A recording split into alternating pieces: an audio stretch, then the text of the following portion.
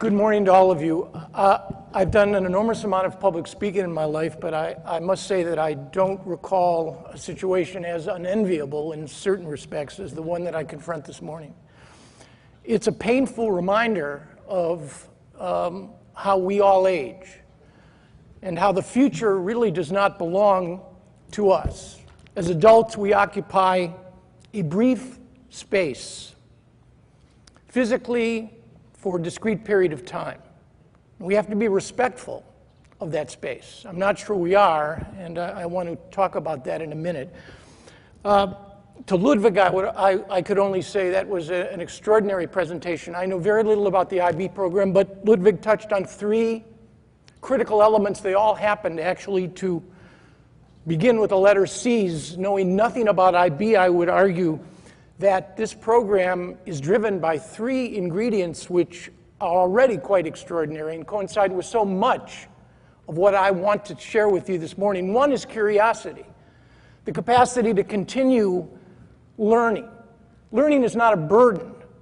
It's a pleasure, it's a joy, it's expansive, and it's not inclusive. Second is the element of critical thinking, so unbelievably important in today's media age and to life in general. I'm not a fan of Tennyson's poetry, but he said, there is more faith in honest self-doubt than in half the world's creeds. And that's not being disrespectful to religion, but it's a point worth noting.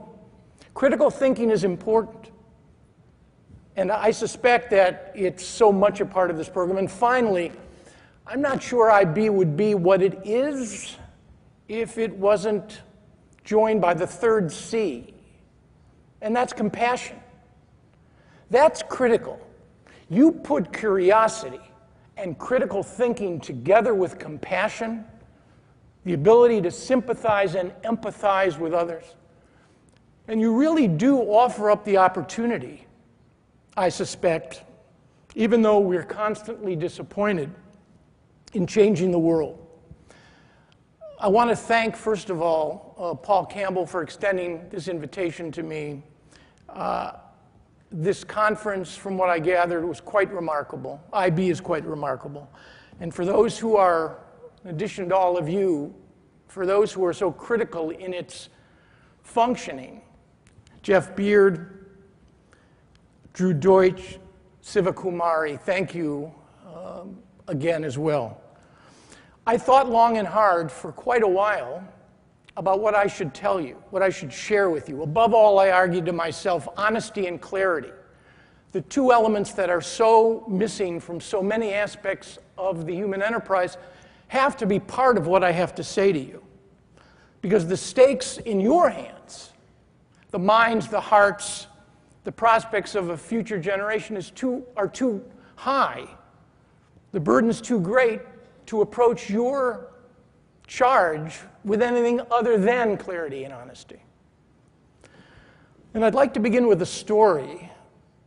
Michael Jackson, not known to be one of America's most preeminent philosophers, in his song Man in the Mirror said something very important. He said, if you want to make a change in life, take a look in the mirror first. The acceptance of personal responsibility is critical. 12 years ago this week, President Bill Clinton invited former Prime Minister Ehud Barak and the late departed Yasser Arafat, chairman of the PLO, to a historic conference in the beautiful mountains of eastern Maryland at the presidential retreat at Camp David in order to try to end the Israeli-Palestinian conflict. In the run-up to that summit, which I was partially charged with planning, I was approached by my good friend John Wallach, a remarkable man, journalist, the creator of an organization that I would go on to head, Seeds of Peace. Then John had already been diagnosed with the terminal cancer that would take his life 2 years later, but John pleaded with me. He begged me, convinced the Secretary of State, who was then Madeleine Albright, and the President, to include in the Camp David negotiations a delegation of young Israelis and Palestinians who could tell these leaders what the stakes really were. It wasn't about politics. It wasn't about negotiation. It was about transformational diplomacy and ending one of the most historic and intractable problems in the international system today. John was a good friend. I listened patiently, sympathetically, and even empathetically. And I told him I would try. But when he left my office, I realized painfully one thing: I would not try. I would not ask the Secretary of State to make time for a delegation of young people to talk to Arafat and Barak about what the stakes were. I wouldn't do that because this was a presidential summit, only the second in America's efforts to end the Arab-Israeli conflict. This was an adult summit. It wasn't for kids. And what could a bunch of kids do anyway? This was our time. It was their time. We make the decisions. We assume the responsibility. We chart the future.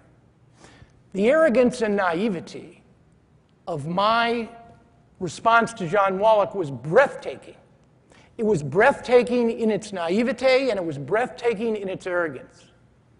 Because it was based on an assumption that even if an agreement could be reached there in those 13 days in July of 2000 between Israeli and Palestinian leaders, that somehow they would be charged with defining the character and the quality of the peace that would follow. No, they would not. This would not be our time. It would be the time of a younger generation. I will never again make that mistake. And in part, it prompted me to leave the Department of State in 2003 to go head Seeds of Peace. And for the last quarter century, I have traveled what I would describe to you as the negotiator's highway. I worked for a half a dozen secretaries of state in the world of politics, diplomacy, negotiation, the world of analysis, which is not the world of the possible. The world of analysis is the world of the probable. And if I believed in anything, it was the power of negotiations, of talking, to address the world's problems. I spent my life, such as it was, trying to reconcile the world the way we found it with the world the way we wanted it to be. By and large, we did not succeed, certainly not in Arab-Israeli peacemaking. And along the way, I gathered a half a dozen lessons, and I want to share them with you today. I'm not a man of faith. I'm not a man of theory. I'm not a philosopher. I'm not an academic. But I do believe that somewhere between the way the world is and the way we want it to be, in that balance, there is wisdom. And I'd like to share these 6 simple propositions with you. And I'm not, I must say, here to sell you anything. Those days are over. Each of these propositions may well be arguable. Turn them over in your minds. Decide what is of value. Accept it or discard the rest.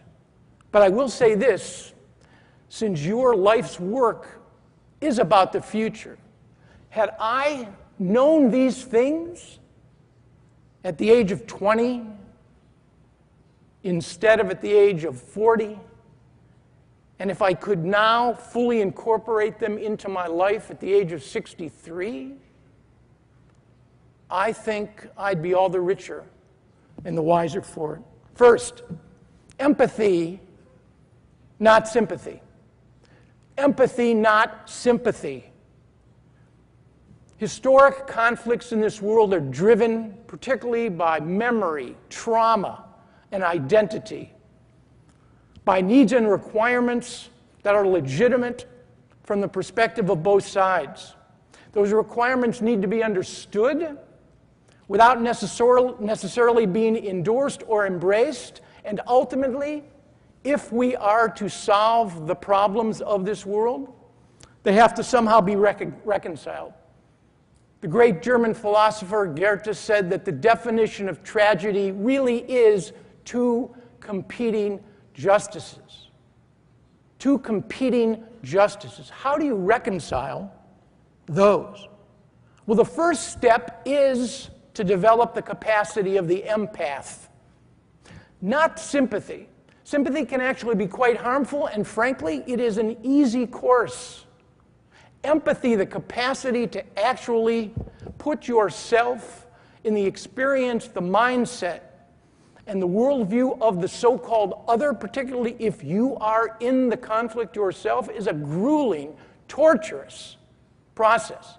But it is an elemental skill, an imperative, not only in conflict resolution, but in human relationships, in good business propositions, in good marriages, and also in good friendships.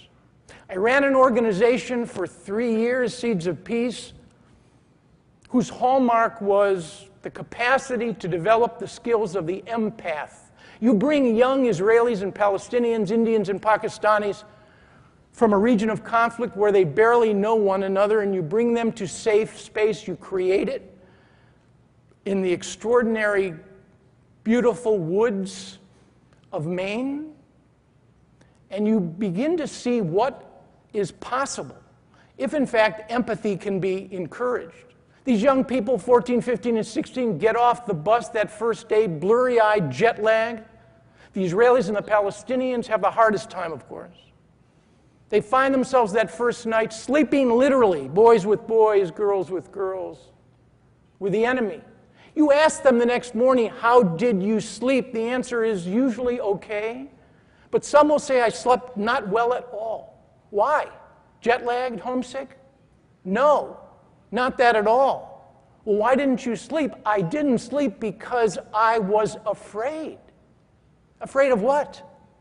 Afraid that harm would come to me in the middle of the night from the other. Extraordinary.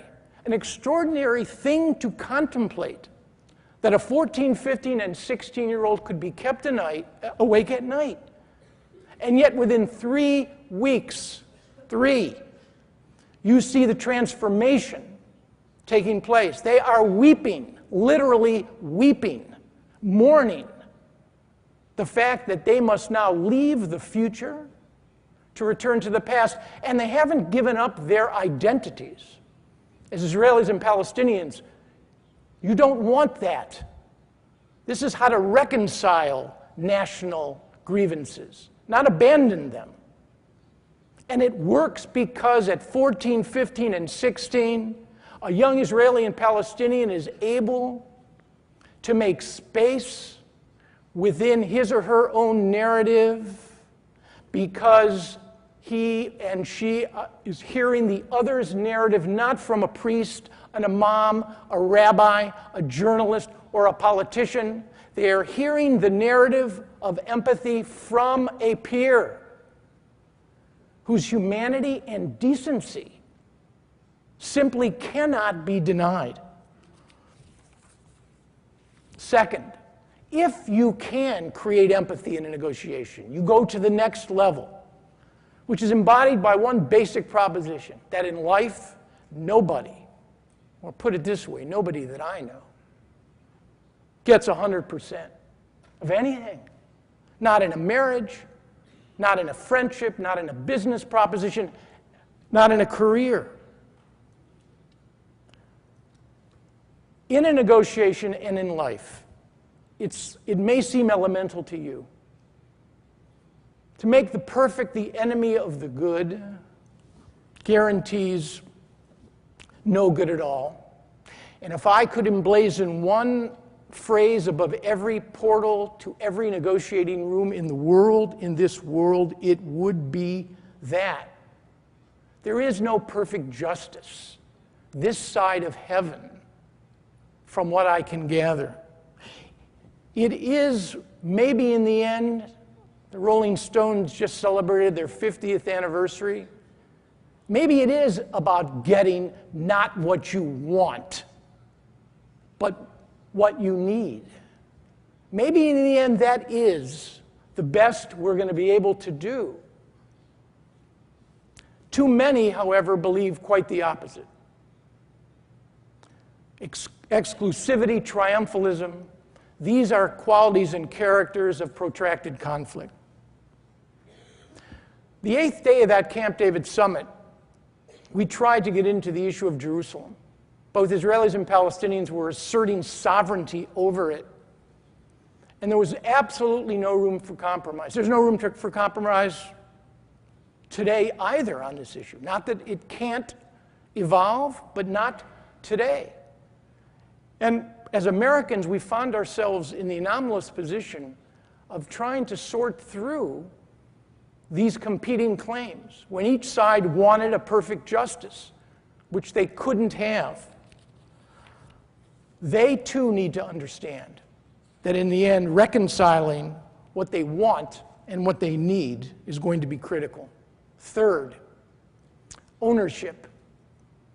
Own up. This issue is also basic to a negotiation and to life. Larry Summers, the former president of Harvard, former Secretary of the Treasury, once said something that is probably the most important piece of philosophy that you'll hear, at least from me. Summers said that in the history of the world, nobody ever washed a rental car. In the history of the world, no one ever washed a rental car. It took me about 30 minutes to fully understand how significant that statement is. Why don't people wash rental cars? They don't wash rental cars because people care, sadly or otherwise, only about what they own. Only about what they own. And ownership in a negotiation is everything. Unless the parties to a negotiation, unless two sides in any arrangement own this, want to make it happen, assume responsibility for it, no external mediator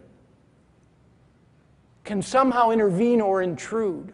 Even if an agreement is reached, it won't be long-lived. And in an existential conflict, where matters of political survival and physical survival are at stake, the issue of ownership is even more important in a negotiation. Ownership is also important as it pertains to young people in today's world. How do you get young people connected to things that are broader and bigger than them? I had a discussion a decade ago with my now 32-year-old daughter, who was bemoaning the fact that her generation seemed to own very little. My parents' generation were molded by the Great Depression and the Second World War. My generation, she said, was shaped by Vietnam, by Watergate. What does my generation have? She asked me. Where are the causes? Where is the affinity broader than me? How do I connect? This, in my judgment, is perhaps the most critical challenge facing educator today. Because it not only gets to the question of meaningful careers, it speaks to the issue of citizenship and responsibility, both on a national and on a global level. The only piece of advice my kids really ever took from me was my determination to try to get them to see that the happiest people that I knew in life professionally were the ones who combined passion. They loved what they do with expertise. They knew what they were talking about. Because passion without knowledge is dangerous. And knowledge without passion is frustrating and ultimately unsatisfying. That is the combination you want, but that requires something beyond shameless self-promotion. It requires an attachment and an affinity. It requires a set of moral and even political values that make you a part of this world. This, it seems to me, is critical, and I worry about it. Because it seems to me, in the end, the two pieces of agency, human agency, that are responsible, the only two pieces, are parents and teachers. Because the traditional forms and instruments that would make people involve themselves in the world are harder now than ever. I speak as an American here, with a volunteer military and a subcontracted politics. And it concerns me. It concerns me that young people are too often not connected to the broader enterprise. They lack the heroic role models of the past that might have served as inspirations to connect them. I briefed a group of Army officers the other day. I asked them who was the last American political figure that they were roughly my age, younger, that they would connect with the word great. With the word great. They could not think of one. I said to them, I answered my own question. My answer was Martin Luther King. And one of them raised their hand and said, but he's been dead since 1968. And I said, precisely. That's the problem. If reality can't produce that connection, if young people today have the options to opt out, how do you reconnect them?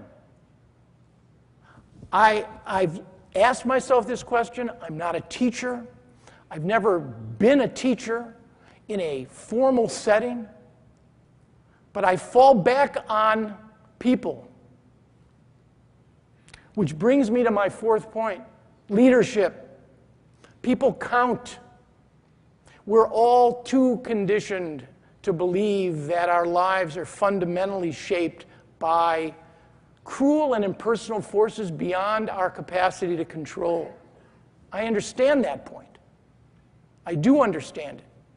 But individuals stand between us and the abyss. Human agency is, in fact, a critically important instrument of change. If I were to tell you that between the years 1920 and 1950, six men were responsible for most of the death, destruction, devastation, and hopes of peace and prosperity in the world today, it's a stunning point. It's a stunning point, and it needs to be recognized. And how you inculcate leadership skills, and not necessarily in politics, is something I don't know. Because our heroes today disappoint us. Our politicians disappoint. Our celebrities and our athletic heroes, even they disappoint. But this issue of leadership is critical. Fifth, the only unsolicited advice I would give you is to ensure that whatever else is done and taught in the IB program, history, the study of the past, occupies a central place. The world did not begin yesterday. And for too many young Americans, and I speak again as an American here, it seems to have. History teaches perspective. It teaches how and when and why things change. Mark Twain once said that history rhymes. It doesn't repeat. And I believe him. It doesn't rhyme. It doesn't repeat, it rhymes. And it's the rhythmic patterns that you want to follow. And I would argue I'm a trained professional historian, not practicing. I can count on one hand the number of times in a quarter of a century of government service that I summoned up history and historical example to refute or to make a point. And that's shameful, because history is the best guide against the two transgressions that nations and individuals can commit. One is the transgression of omniscience, that they think we know everything. The other is the sin of omnipotence, the notion that we can do everything. You combine these two things in a nation, and you end up with tragedy. If I were to ask you, and this is the only political point I will make, If I were to ask you how many Americans were killed during the entire American occupation of Japan, from 1945 to 1952, we occupied Japan for 7 years. How many Americans were killed in hostile actions by Japanese? The answer is none. Not one. And by implication, I think to myself, what were we thinking in 2003 when we embarked on an adventure which has cost the lives of 6,000 Americans, $1 trillion expended, and the deaths of scores, thousands of Iraqis and Afghans.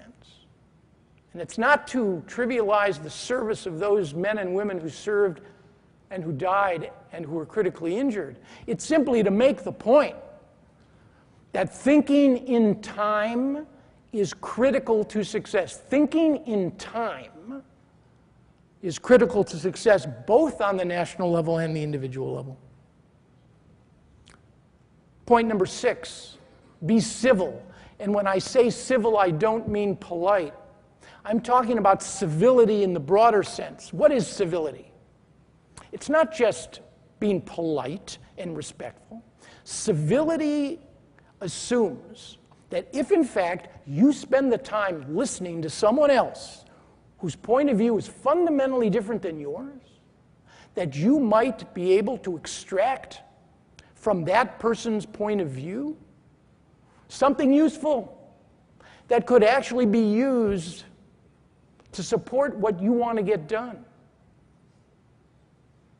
America is today a very polite nation, but also one that has not much civility on the political level. And the issue, frankly, for me is not Republican or Democrat, left or right, liberal or conservative. The issue should be dumb or smart. Do you want a smart and effective policy, or do you want a dumb policy? My brother will not watch any other television station other than Fox. My mother-in-law will only watch MSNBC. I do not understand the logic here. I've long been wary of people who have offered comprehensive explanations and answers to the world's problems. The truth is never served up on a platter. It's a brutal process of discovery, and it needs to be done in a way that is truly civil. Finally, let me conclude with a very personal observation. I was raised in a family that instilled one simple ethic in me. No matter what you have, no matter how fortuitous your financial circumstances, no matter how lucky you are, your job is to try to leave this world a little better than when you found it. And there's no excuse not to. There's no justification not to. Your self-worth is generated not by who you are only, by what it is you do and what it is you contribute. And in all these years of failing in Arab-Israeli peacemaking, the situation is grimmer than any of you could imagine. I have not grown cynical or disillusioned, maybe more sober about how, why, and when things actually change and how hard it is to change things. But my mom, who was an extraordinary woman, educator, philanthropist, real estate developer, congressional candidate, I miss her terribly. I really do. I could have used her wisdom over the last decade. She said something to me once that was really quite remarkable. She said, you know, life is not a glass half full, and it's not a glass half empty. Life fills up every single day with opportunities, with new challenges, with joys, and unfortunately, with tragedy. What determines an individual's makeup and character is how that person responds and deals with the filling glass. But as we do, I'm reminded of final words of the last American president that had a emotional impact on me. I was 12 when he was assassinated, Jack Kennedy. And Kennedy described himself as an idealist without illusion. I love that phrase, idealism without illusion. I leave it with you because the combination of never giving up on changing people or changing the world, but as we go through that process, going through it with our eyes wide open, that's balance, that's wisdom, and perhaps in the end, that's at least part of the explanation as to how to change the world for the better. Thank you very much.